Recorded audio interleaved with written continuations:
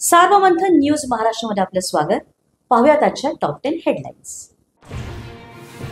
130व्या घटना दुरुस्ती विधेयकावरून लोकसभेत जोरदार गदारोळ. काँग्रेस, एमएम आणि सपाकडून कडाडून विरोध. विधेयकातील तरतुदीनुसार शिक्षा झाल्यास पंतप्रधान आणि मुख्यमंत्र्यांची खुर्ची जाणार. 130व्या घटना दुरुस्ती विधेयकावरून लोकसभेत हंगामा. विरोधकांनी विधेयकाचा मसुदा फाडून भिरकावला. खड्ड्यांनी भरलेले किंवा वाहतूक कोंडीमुळे जाण्यायोग्य नसलेल्या महामार्गावर टोल बंद आहे. सर्वोच्च न्यायालयाचा ऐतिहासिक निर्णय. केरळ उच्च न्यायालयाचा निर्णय सुप्रीम कोर्टाकडून कायम.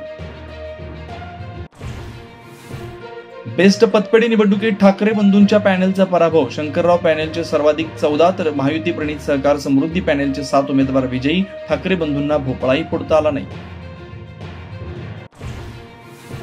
नवी मुंबईत सिडको अध्यक्ष आणि मंत्री संजय शिरसाट शरद पवारांच्या राष्ट्रवादीचा एल्गार. सिडकोच्या हक्काची 15 एकर जमीन भिवलकर नावाच्या व्यक्तीच्या घशात घातल्याचा आरोप.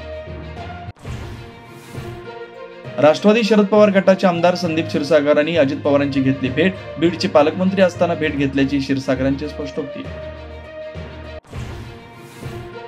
भर पावसात हेडफोन घालून प्रवास करणारा तरुणाच्या जीवावर. रस्त्यावरील हाय टेन्शन वायरचा शॉक. भांडूपमध्ये तरुणाचा दुर्दैवी अंत.